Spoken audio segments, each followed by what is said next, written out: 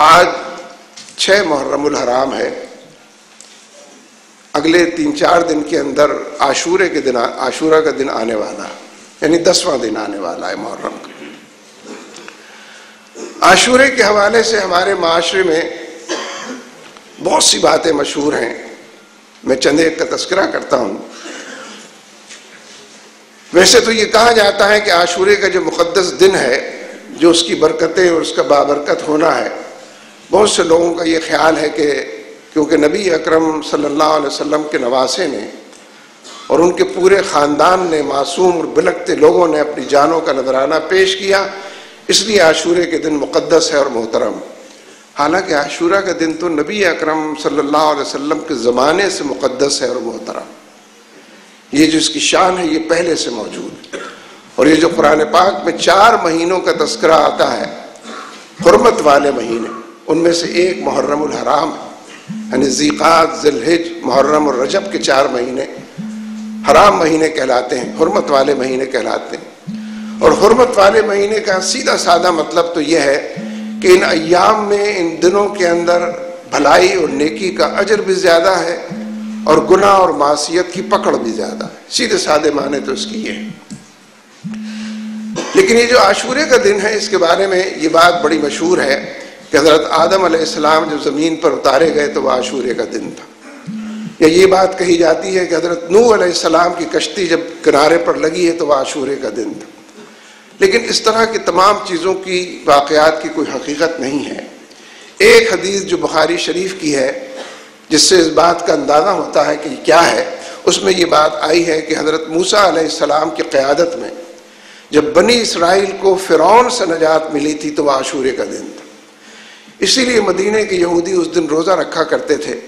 شکرانے کے طور پر، اس کے علاوہ کوئی اور واقعہ ایسا نہیں ملتا۔ لیکن خود نبی اکرم صلی اللہ علیہ وسلم کے حوالے سے جو بات آتی، یعنی جب تک رمضان کے روزے فرض نہیں ہوئے تھے تو عاشورے کا روزہ فرض تھا، پھر جب رمضان کے روزے فرض ہو گئے تو پھر یہ سنت اور مستحب ٹھہرا اور اس کی تاکید کی گئی۔ اور نبی برحق صلی اللہ علیہ وسلم نے فرمایا کہ جو شخص عاشورے کا روزہ رکھے گا اس کے پچھلے 1 سال کے گناہوں کی معافی کا آپ نے گویا اعلان کیا کہ یہ صورت اس کے ساتھ پیش آئے گی۔ اور نہایت باقاعدگی کے ساتھ آپ عاشورے کا روزہ رکھتے تھے، لیکن آخری مرتبہ اپنی وفات سے پہلے جب آپ نے عاشورے کا روزہ رکھا تو آپ نے ارشاد فرمایا کہ ہم بھی اس دن روزہ رکھتے ہیں اور یہودی بھی روزہ رکھتے ہیں، ہمارے درمیان یہ جو تشبہ ہے، یہ جو مواصلت ہے، یہ مجھے پسند نہیں ہے۔ اس لیے اگلے سال اگر میں زندہ رہا تو 10ویں محرم سے پہلے 9 محرم کو یا 11ویں محرم کو ایک روزہ اور رکھوں گا تاکہ یہودیوں سے مواصلت ختم ہو جائے۔ اس سے اس بات کا اندازہ کیجئے کہ نبی اکرم صلی اللہ علیہ وسلم نے نیکی کے معاملات میں بھی غیروں سے مشابہت پسند نہیں فرمائی۔ ایک ایسے بھلے کام میں جس کو جاری رہنا تھا، اس کے اندر بھی ایک فرق اور تفاوت پیدا کرنے کی بات آپ نے فرمائی تاکہ کوئی تشبہ، کوئی مماثلت غیروں کے ساتھ نہ ہو سکے۔ یہ بات تو دور تک جاتی ہے کہ کہاں تک۔ لیکن عاشورے کے دن یہ جو حضرت امام حسین رضی اللہ تعالیٰ عنہ اور آپ کے پورے خانوادے نے ایثار کا، قربانی کا جو ثبوت پیش کیا ہے، اس سلسلے میں ایک بات عرض کرنا چاہتا ہوں۔ بہت سے اہل دانش اور بینش، ہمارے دور کے بہت سارے تجزیہ نگار اس بات کو لکھتے پائے گئے ہیں، کہتے سنے گئے ہیں کہ حضرت امام حسین بڑے زیرک اور ذہین انسان تھے، بصیرت و بصارت سے آراستہ پیراستہ انسان تھے، دور اندیشی اور دور بینی کا عنوان انسان تھے، لیکن نہ معلوم ان سے کیسے چوک ہو گئی کہ وہ یہ بات نہ سمجھ سکے کہ جس کام کی طرف وہ چل نکلے اس کا انجام کیا ہونا ہے ان کے لیے اور ان کے خانوادے کے لیے۔ حالانکہ یہ پوری سیکولر لابی ہے کہ جو اس طرح کی بات کرتی ہے۔ حقیقت یہ ہے کہ حضرت امام حسین رضی اللہ تعالیٰ عنہ سے زیادہ بہتر کسی کی نگاہیں دور رس یہ نہیں دیکھ سکتی تھیں کہ آگے کیا ہونے جا رہا۔ حضرت مولانا مفتی شفیع رحمۃ اللہ علیہ جو مفتی اعظم پاکستان تھے، انہوں نے ووٹ کی شرعی حیثیت کے بارے میں جو فتویٰ دیا، اس میں ایک یہ نکتہ انہوں نے یہ بیان فرمایا کہ ہر شخص پیدائشی طور پر حق حکمرانی رکھتا ہے۔ آپ کے پاس بھی حکمرانی کا حق ہے، میرے پاس بھی حق، لیکن 18 کروڑ لوگ تو حکمران نہیں بن سکتے. اس لیے ہم ووٹ کے ذریعے اپنا حق کے حکمرانی تفویض کرتے ہیں، آزاد مرضی اور آزاد روی سے اپنی سوچ اور فکر کے مطابق کہ کون ہماری طرف سے حکمرانی کا حق رکھتا ہے. حضرت امام حسین رضی اللہ تعالیٰ عنہ نے دیکھا کہ یزید کے معاملے میں یہ جو بیعت لینے کا معاملہ ہے، بیعت کے ذریعے سے اقتدار میں آنے کی بات نہیں، بلکہ جو اقتدار حاصل ہے اس کے ذریعے سے بیعت لی جا رہی ہے. اور یہ دیکھا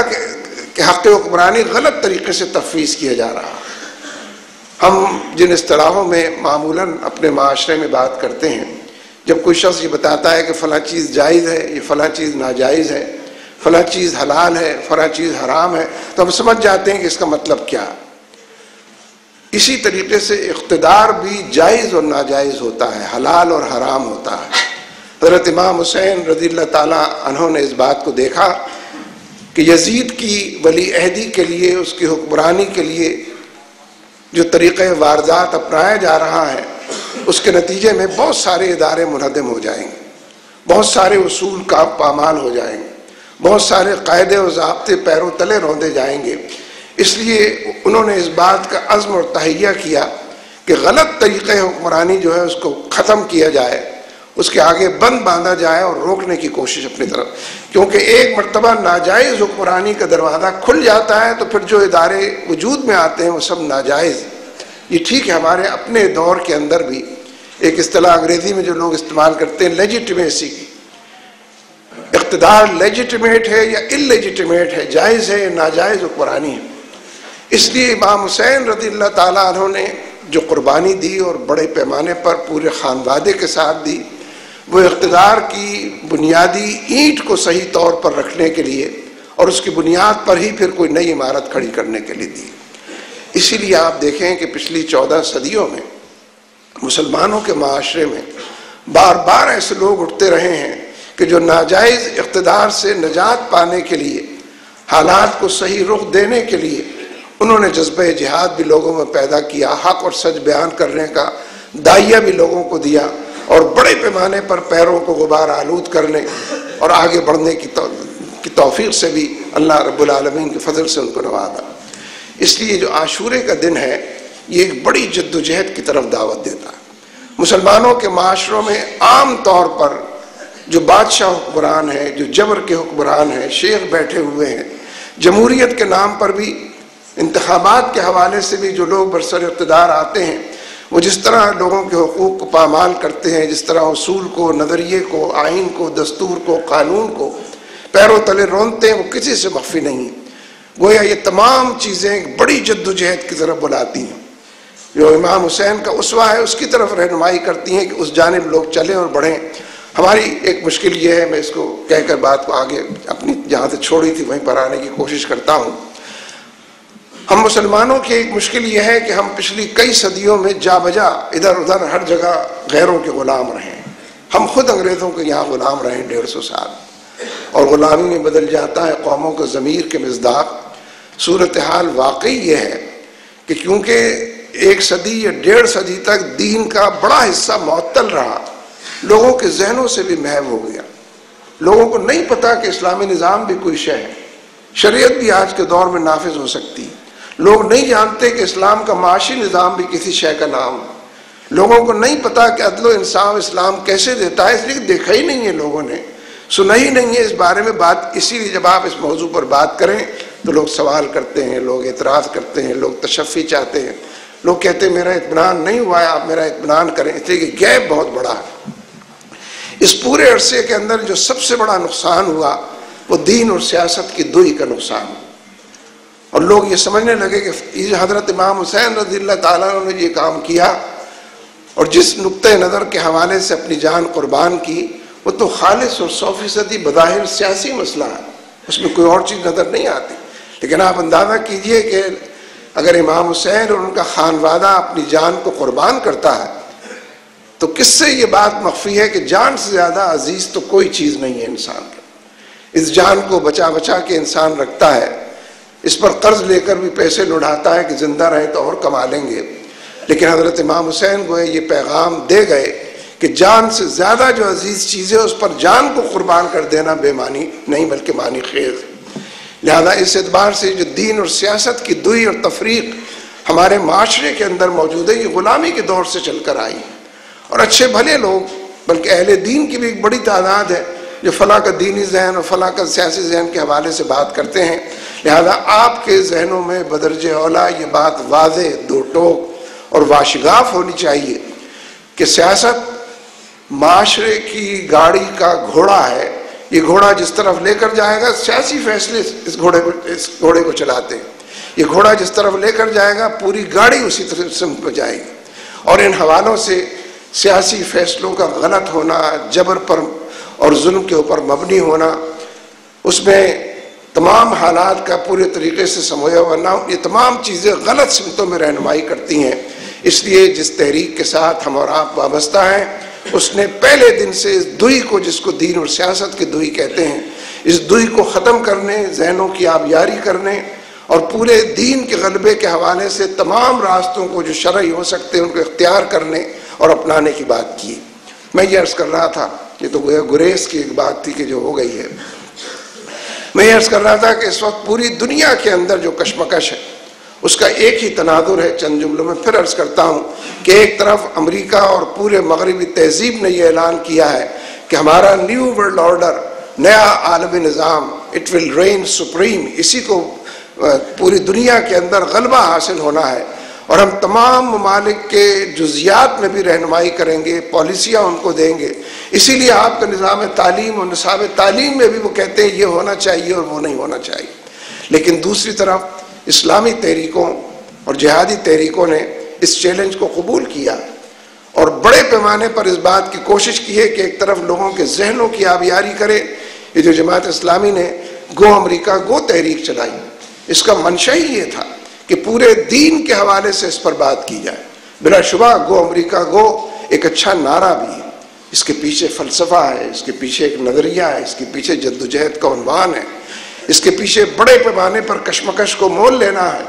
اور زندگی کے تمام دائروں میں، تمام مورچوں اور محاذوں پر جس طریقے سے امریکہ اور اس کی مغربی تہذیب براجمان ہونا چاہتی ہے، لوگوں کو غلام بنانا چاہتی ہے، ذہنی غلامی بھی، فکری اور علمی غلامی بھی، عمل کی دنیا کے اندر تمام پالیسیوں میں دست نگر ہونے والی غلامی بھی، ان سب غلامیوں سے پاک معاشرے کا تعین اور اس کے حوالے سے جدوجہد، اسی کا نام گو امریکہ گو ہے۔ لہذا یہ بڑی پاکیزہ جدوجہد ہے، یہ بڑا مقدس کام ہے، اور اسی کے نتیجے میں بالآخر آپ اپنے دشمن کی پہچان پیدا کرتے ہیں کہ اسلام کا، امت مسلمہ کا، جہادی اور اسلامی تحریکوں کا اصل دشمن امریکہ اور اس کی تہذیب ہے۔ لیکن یہ بات ذہن میں رکھیں کہ تہذیبوں کی جو جنگ ہوتی ہے، تہذیبیں جب آپس کی کشمکش ایک دوسرے سے مول لیتی ہیں تو بہت سارے ویژنری بھی اس کو دیکھ نہیں پاتے، سمجھ نہیں پاتے کہ تہذیبیں آپس میں کشمکش کر رہی ہیں۔ یعنی اگر میں ایک جملے میں یہ بات کہنے کی کوشش کروں کہ مغربی تہذیب شکست سے دو چار ہو چکی ہے تو آپ کہیں گے کیسے عجیب بات کر رہے ہیں، چاروں طرف تو اسی کا غلبہ ہے، ہر طرف تو اسی کی فرما روائی ہے، سکہ رائج الوقت مغربی تہذیب ہے، فیصلے تو اس کا نام لے کر ہوا کرتے ہیں، ایصال ثواب تو سارا اسی کو پہنچتا ہے، آپ سب یہ بات کریں۔ لیکن جس طرح آپ اس بات کو جانتے ہیں کہ برف کی سلی اگر کہیں پر رکھی ہوئی ہو تو اس کے باوجود کہ وہ پگھل رہی ہوتی ہے، لیکن مدت ہے دراز تک لوگ کہتے رہتے ہیں برف کی سلی رکھی ہوئی ہے، تاکہ وہ برف کی ڈلی بن جاتی ہے پگھلتے پگھلتے۔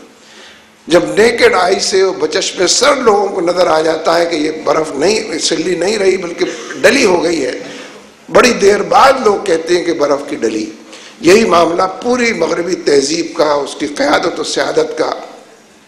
اخلاقی دائرے میں، سیاسی دائرے میں، عسکری دائرے میں، یعنی اس پر معلومات موجود ہیں، چیزیں لکھی جا رہی ہیں، مسلسل آپ پڑھتے بھی ہیں اس کو،